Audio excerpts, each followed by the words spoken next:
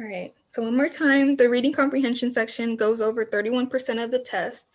And again, this workshop, we're going to be able to take things a bit more slowly so that you guys can best work through the questions and use your time as best as possible when you are taking the test. Ooh.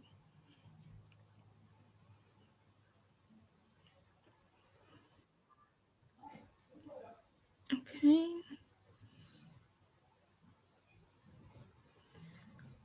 So for this workshop, we're going to be going over these main concepts and ideas that the test or the reading comprehension section is going to go over. We're going to talk about what is reading comprehension. We'll talk about how to improve reading comprehension, what you should focus on, the types of writing and passages you'll see in the test, text structure, and vocab and word structure.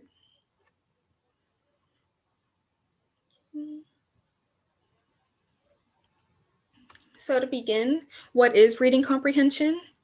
Reading comprehension is the process of taking in what you are reading, actively breaking the text down, and blending it in with knowledge you already have. So I think the biggest misconception people have about reading comprehension is they're like, oh, it's just reading. I know how to read. And then you get to the test and things are much more complex than what you thought it was. And reading comprehension, it goes farther than just reading. And I'm sure as you guys have started preparing for the test, you're starting to see that. It's the act of like actually taking what you've reading and kind of connecting it to what you already know so that you can have that, what I think about is like anchoring it. Like you'll always have that knowledge of, it goes far past just like reading it and kind of like answering the question, then move past. Once you actually connect everything, you're always going to have that understanding, if that makes sense. There are different ways to improve reading comprehension. There's summarizing. And so what this is, you read the passage or the paragraph or the text that the question is asking you to read. And then you take a second after you're done and you kind of just ask yourself, what did I just read? I don't know if any of you have read like a chapter in a novel or any passage, and you get to the end, you're like, I don't remember not a word that I just read. And that's probably because, again, you're not taking that second or third step to connect it to different ideas. By summarizing, it kind of forces you to kind of say, okay, what did I just read? And if you don't remember that, then you take a second to reread that to make sure you have that summary, if that makes sense. Next one is actively reading. And this consists of taking notes or jotting down anything that pops out at you. If it's a word that you're reading, you're like, okay, I don't know this. I don't know this definition, or I don't really know how this connects to the rest of the text. Or let's say you're reading and there's a sentence that you don't understand, you kind of take note of it, because then that helps you, like let's say you take notes and then you go back to, let's say, look up what the word was, or you kind of look up in the thesaurus of different words that sound the same. It gives you a second to, again, like anchor it in your mind because you're taking that step to do the research or to look it up. And lastly, chunking or breaking up the reading into parts. This one has to be my favorite one because if you think about it, our favorite example to use, if you want to eat a pineapple, you would never eat a pineapple whole. You'd have to chop it up to make it more digestible. And that's the same with reading. It's hard to read a 3, 4, 5 paragraph passage and then try to answer 3 or 4 questions from it, all like very quickly, because you don't give yourself the time to actually take in the reading. By chunking it, it allows you, let's say, to read one paragraph and you're like, okay, what did this paragraph mean? Or what was this paragraph saying? You're like, okay, I understand that. And then you move to the second one. Rather than reading 4 or 5 paragraphs, you get to the end, you're like, okay, I don't know what I just read, and having to restart that.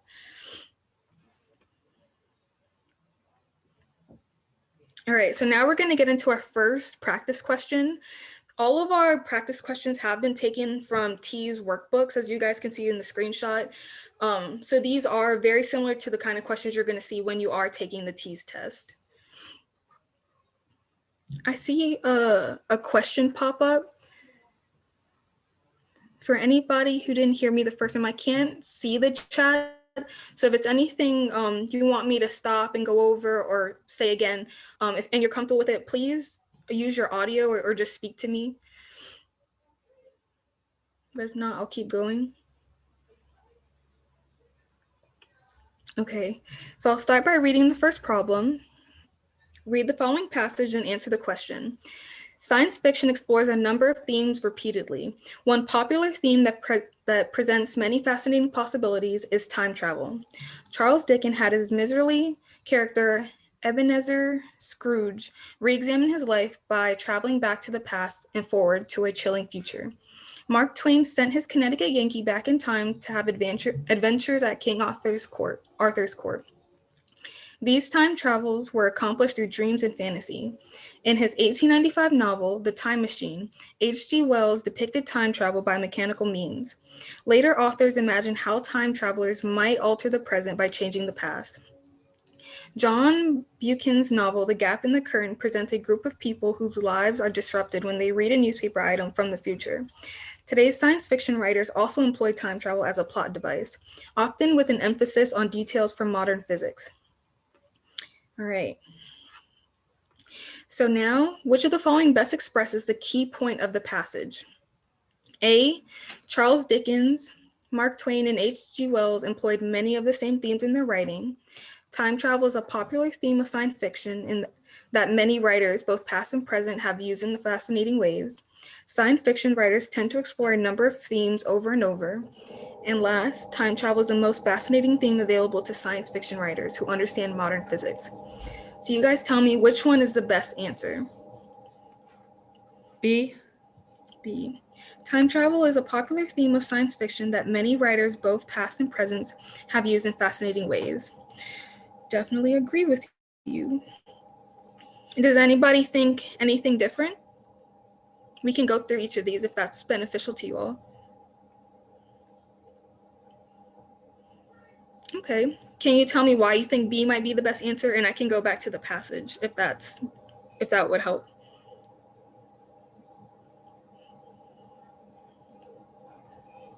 It's just in there. It just talks about time traveler and in the past and the present. It goes back to different authors using the same theme.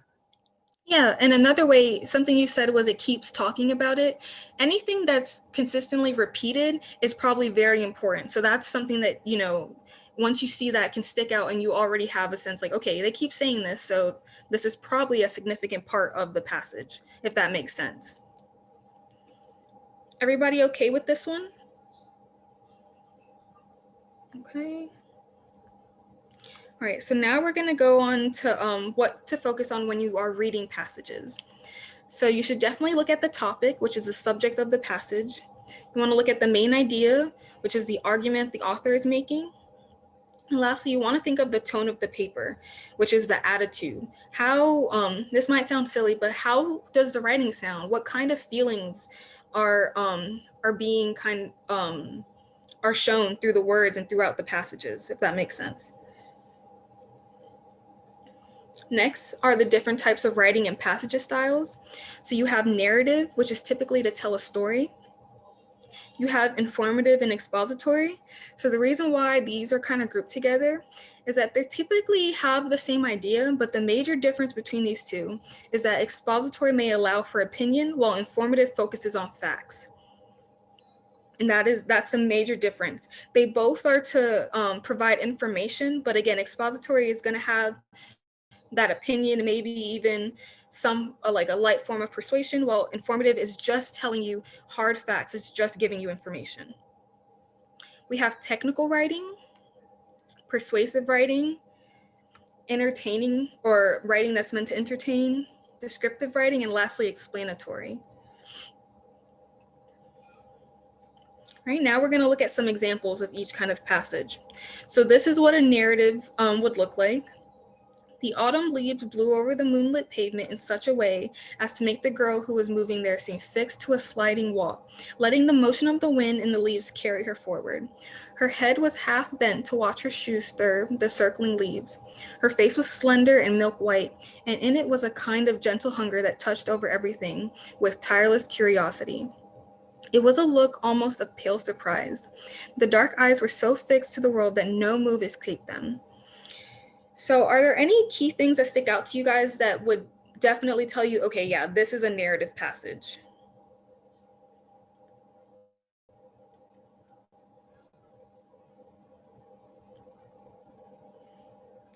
I know some of the main things that are like key points or key ideas that you guys can take away that'll immediately show you that it's a narrative is you want to look at all that detail. It's trying to make you think, like form a picture in your head as you're reading. I don't know about you guys, but I definitely could see the autumn leaves blowing over the moon, and I could see the girl's face. You want to pay, once you see all that detail, it's there for a reason, and it wants to paint that picture. Does that make sense to everybody? We're all good? Yes, okay. So next is informative writing. Meteoropathy refers to an occurrence of various symptoms and reactions in our body as a result of weather changes. There are a lot of weather-related factors that affects our bodies. Examples are temperature, UV rays, humidity, wind, air pressure, rain, thunder, and ionization effect. Most affected are people in their middle ages, especially women, but anyone can be affected from babies to elderly people. So the main thing with this is, did you guys hear any opinion? It was like strictly facts, just telling you about this subject. Was there anything else you guys noticed as I was reading that would immediately tell you this is an informative passage?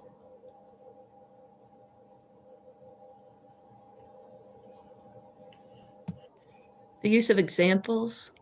Yeah, it's giving you even the information to connect it and to relate. So yes, that's perfect. Oh, John's here.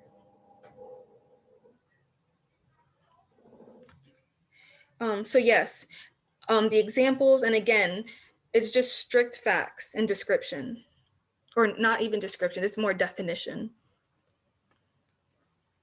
All right, so now we're looking at an example of technical writing. Just by looking at this, what does this look like?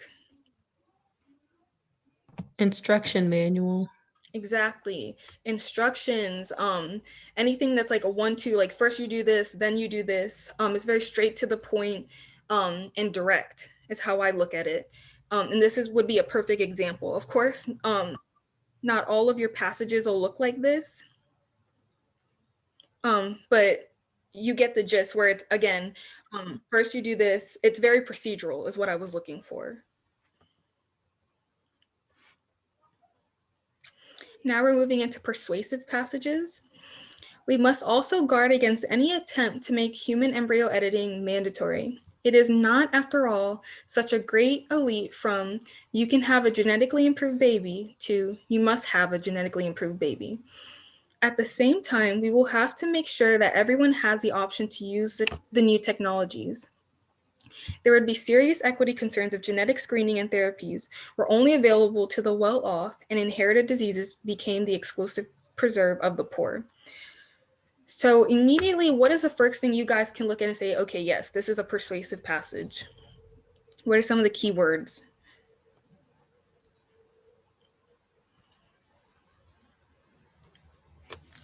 So one of the first things you guys can look at is the subject objective or subjective, if that makes sense?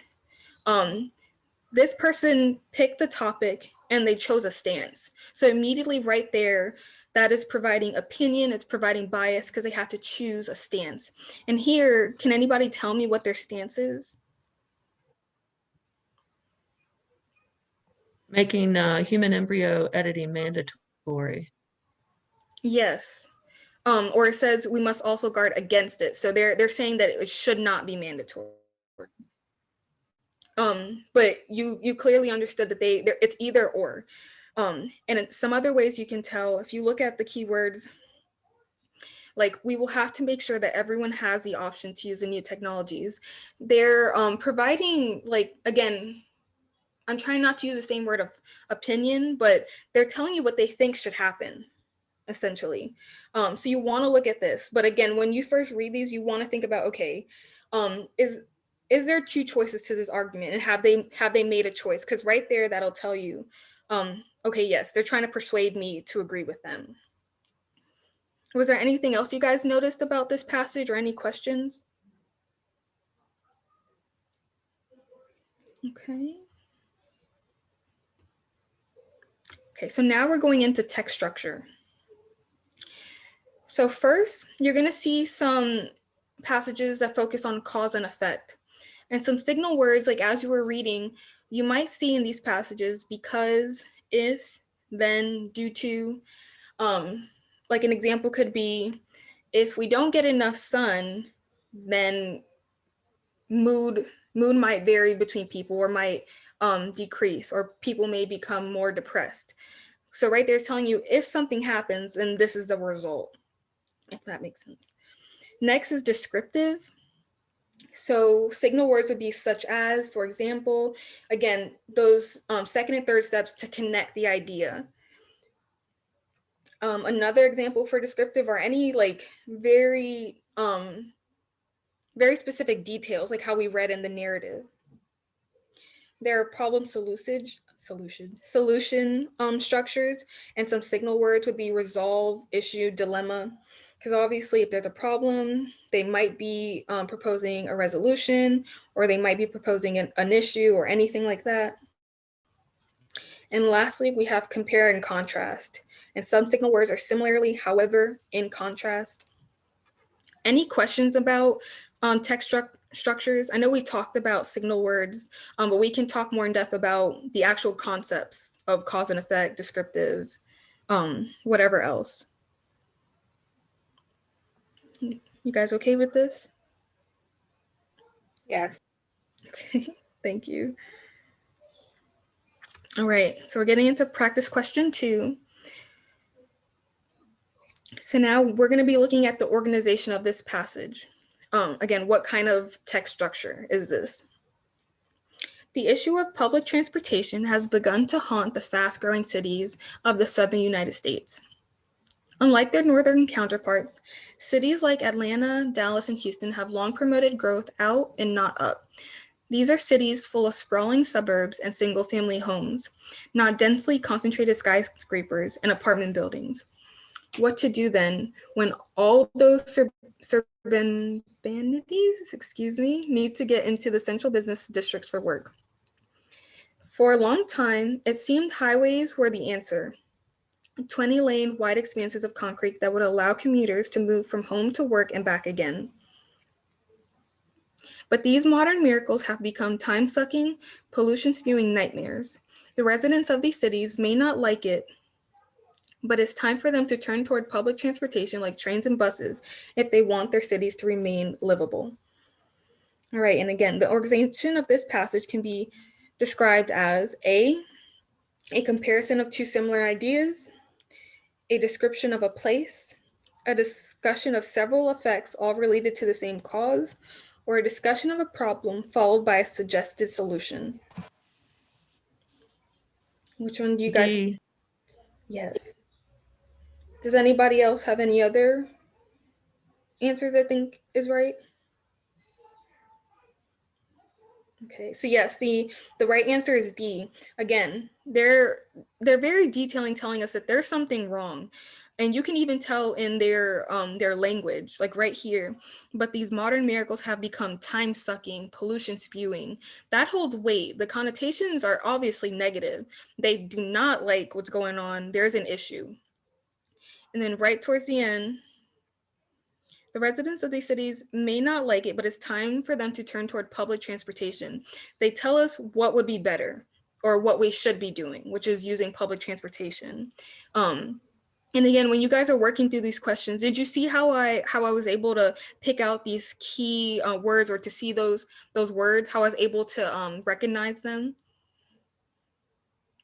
You want, when you're doing these, because again, you don't have a lot of time and you have to get through a lot of these. When you see words like that and you see that they're weighted, take note of it, because that's already telling you something. We're already seeing an attitude, we're seeing tone, we're seeing all of that.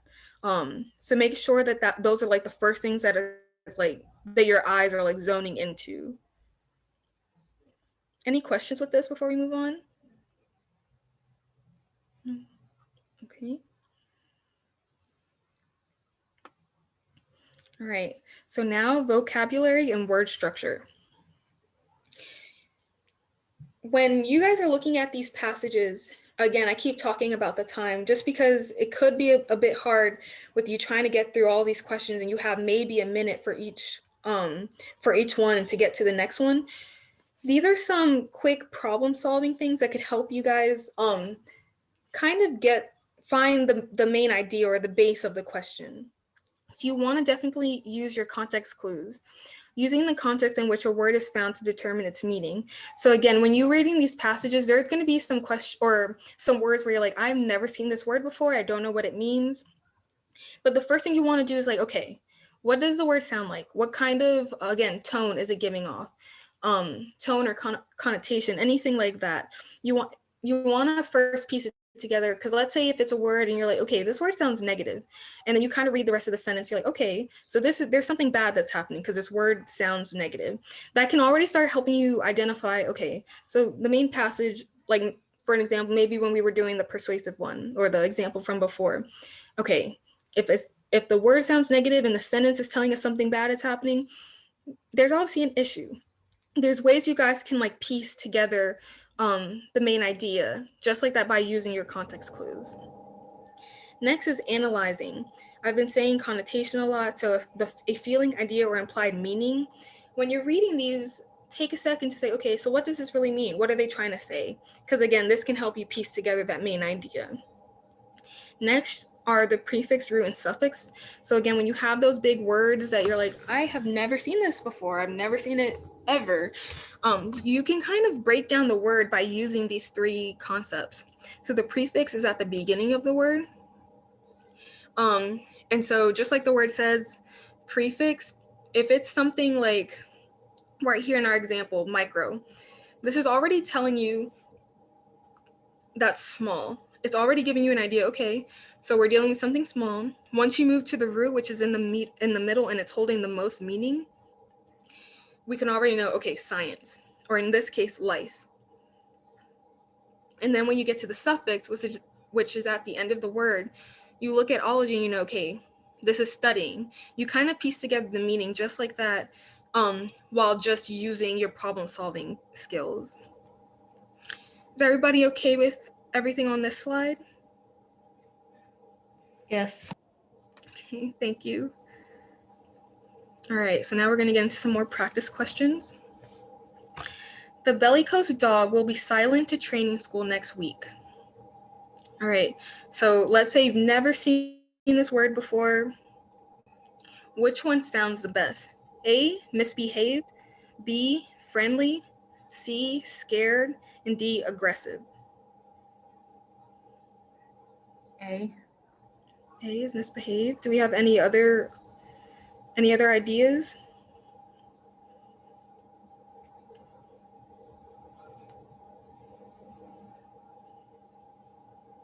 Do you know why you believe that A would be the right word, or what makes you come to that conclusion? I feel like a friendly dog will not be sent to a training school. I feel like it would be the best word that fits that sentence. Right, because why else would they send a dog to training school? They obviously want them to be trained. And again, when you get to these questions, it's one of those things where, you know, all of them may technically be right, but you want to look at that best answer. And again, this is where you'll use those like problem solving, the context clues, the connotations, all of that. So for the next one, the new menu rejuvenated the restaurant and made it one of the most popular spots in the town. Which one do you feel would be the best answer for this? Which one is the most closely related word? A, establish, B, invigorated, C, improved, and D, motivated. Improved. Okay. Any other answers?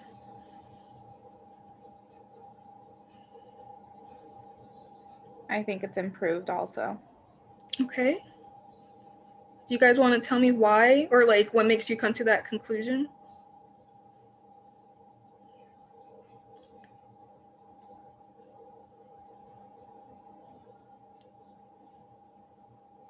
I feel like It's okay. it's, I don't know. It's like the best fitting word to that sentence. Yeah.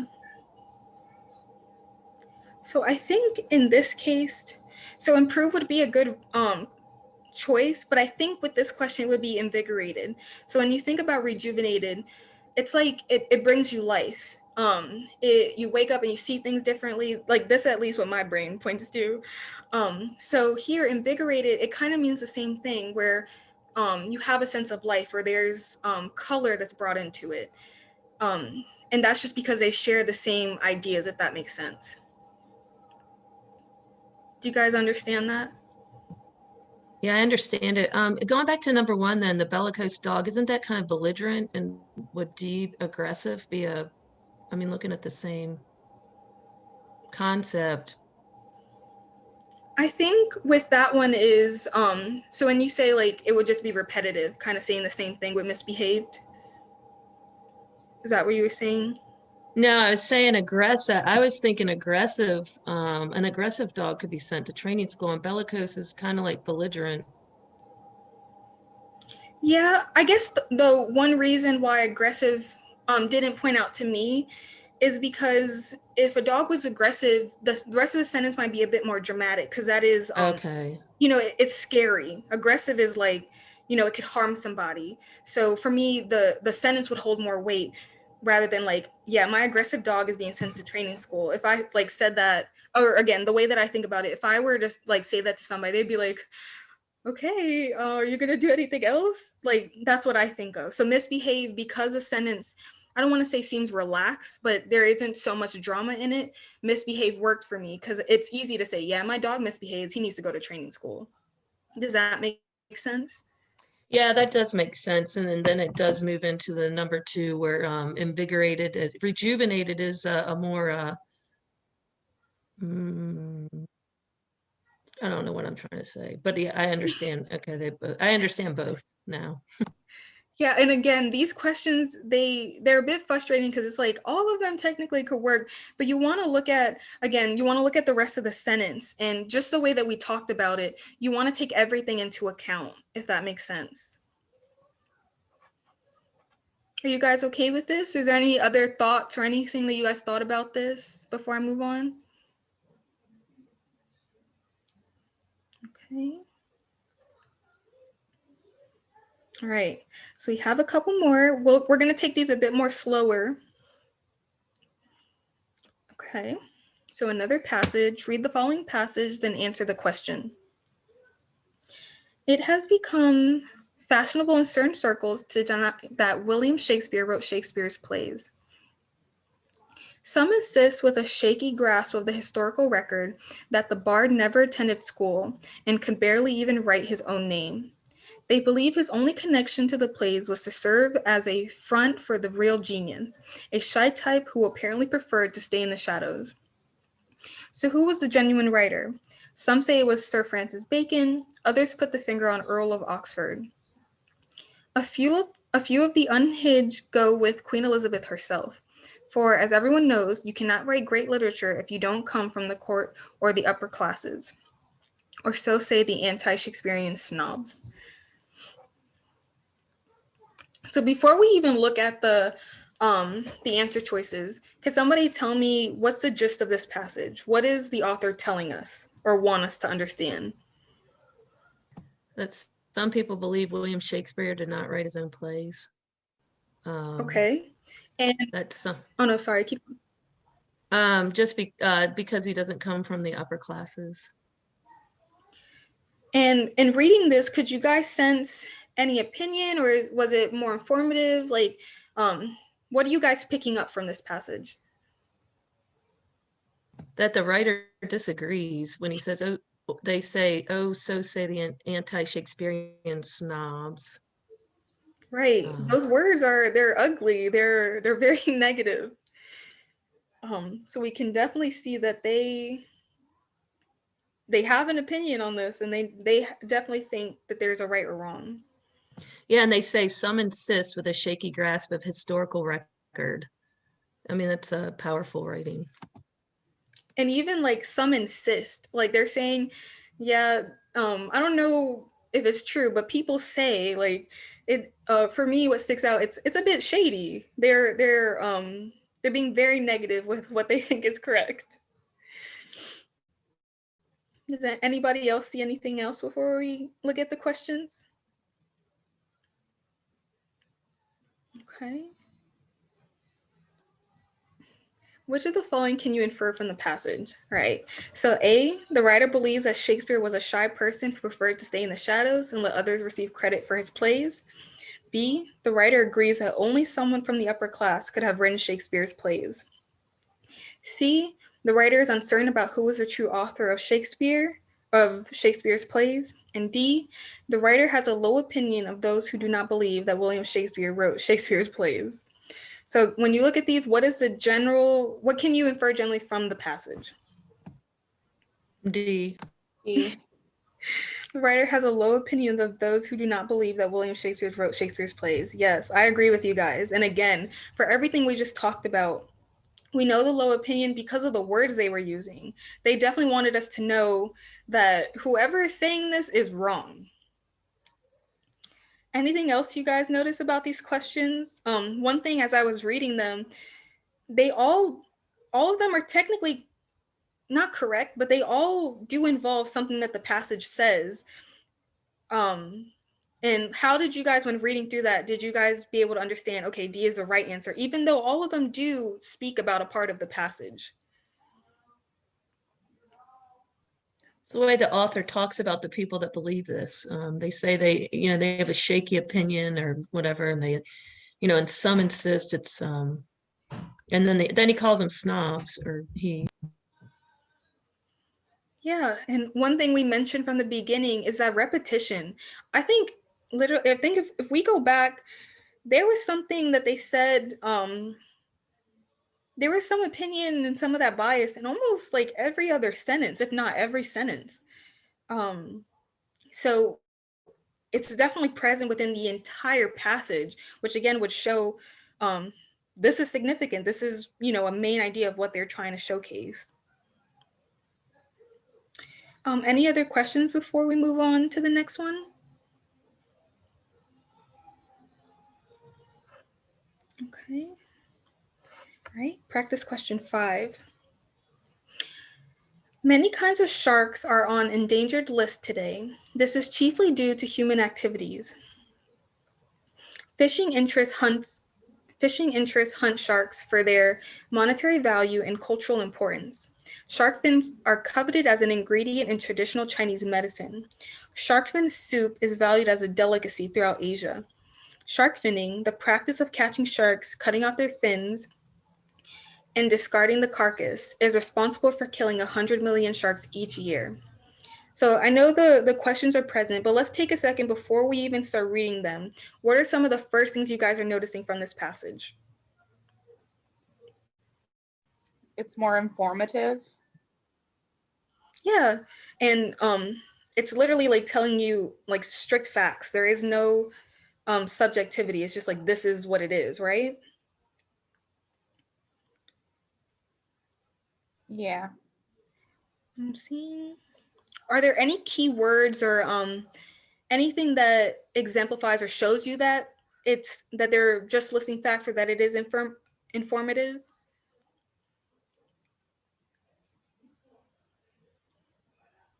I feel like each sentence was formed as like more information, like the shark fin soup and what it's used for and how they discard the carcasses. Yeah, it definitely gives you it gives you definitions. I don't know about you guys, but I never knew about shark fin soup. It's definitely bringing up facts and it's defining them, if that makes sense. And I think one thing that stuck out to me is here they're literally they're giving you a definition: shark finning, and it even it stopped for a second. The process of catching sharks, cutting off their fins, and discarding the carcass. It's explaining and defining that process to you. So that's one thing that stuck out to me immediately as I was reading. So now that we move into the questions, which of the following would be the best addition to this passage? So before we get in, you want to think about what we just talked about. We all thought, it's informative, it's providing facts, and it's objective. So when you think about what could be added, you want to make sure it's still following the same tone and the same main idea of that the passage is already holding when you read these questions or the answers. So A, fishermen seeking tuna sometimes catch other non-targeted species in their net. Growing demand for shark fins in Hong Kong and elsewhere makes them as valuable as the rest of the fish. Overfishing is an issue that environmental groups are increasingly focused on worldwide. Mother sharks bear one litter of about 8 to 12 babies every other year. So one thing I noticed as I was reading, all of these seem like they're black and white, they're facts, they're objective. So now what you want to look at is each one of them continuing with the main idea that's already been shown in the passage. So which one do you guys think is the best after talking about all of that?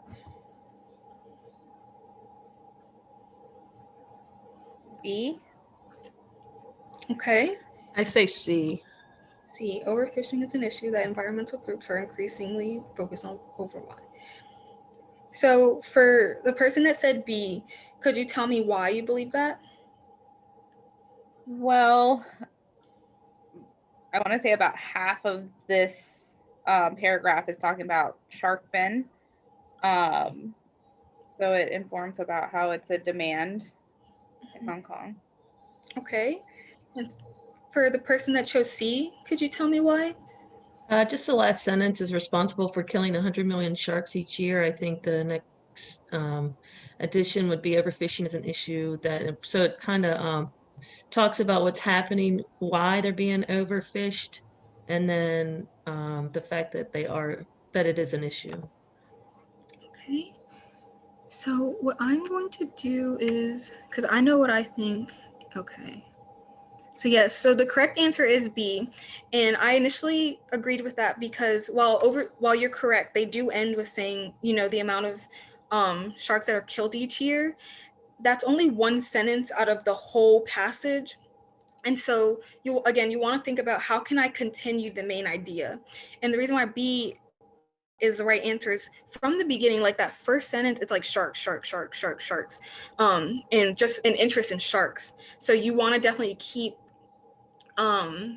keep that idea going. And then here with the growing demand, you can also look at it since they're telling you how many sharks are being killed each year and they bring up the growing demand, it can kind of tell you an idea, okay, of things you can think about of like, okay, so how do they get the sharks? How do they organize it or section sharks off, if that makes sense? You can look at that last sentence and connect it to both, but the reason why B is the right answer is because it's continuing with the main idea of sharks specifically. I got. Did anybody else have any other questions? Okay, I think we have one more question.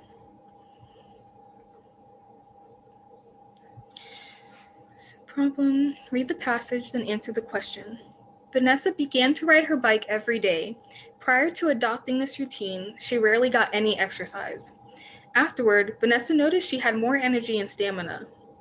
The next thing she wants to do is join a gym and learn yoga. Which of the following occurred first in this sentence? So now here, this one is, I don't want to say easy because it's not easy at all, but this is definitely testing on how close you're paying attention to the passage. It wants to see, okay, how closely are you following everything? So from the answers given, which one is the best? A, Vanessa noticed she had more energy and stamina. B, Vanessa began to ride her bike every day. C, Vanessa decided she wanted to join a gym and learn yoga. Or D, Vanessa rarely got any exercise. B. Vanessa began to ride. Yeah, I'm pretty sure, just to make sure that's not a tricky one. Oh, okay, this is what I was thinking. So B, this is what's telling you Vanessa began to ride her bike every day. But if you look at this keyword began, that's telling you that she wasn't doing it before. Does that make sense? And here I also looked at prior to adopting this routine, she rarely got any exercise. So right here, this is telling you before she started riding her bike every day, she rarely got any exercise. And this is all in just like the placement of the wording. Does this make sense? Yeah, so then it's D. Yes, it's D. Just because, again, if you get to that next one, it's telling you before she even started doing this, she rarely got exercise. So when she noticed she rarely got exercise, she started to ride her bike every day. And then she noticed after riding her bike every day, she had more energy and stamina. And then next, she decided to join a gym and learn yoga. I think a lot of the times as you're reading it, it was easy to, the first sentence, the first sentence is the right answer. But again, as you look at that next one, it's telling you before she even did that, this is what she was doing. Everybody okay with that one? Okay. Well, that was our last practice question. I want to take this time to show you guys, I know one person told me they had not come to our TEAS workshop. I'd like to take this time just to show you guys the LibGuides we have and where you can find more practice questions and how you can just get help from us, from the ARC, if that makes sense. Before I do that though, was there anything that you guys wanted to look over again? Another practice problem you wanted to look at, or anything you guys wanted to talk about concerning reading comprehension?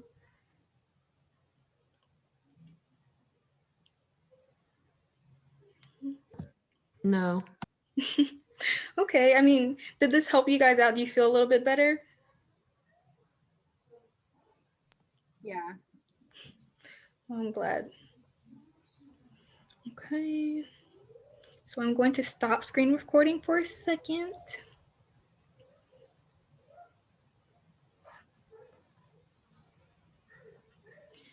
Or sharing my screen.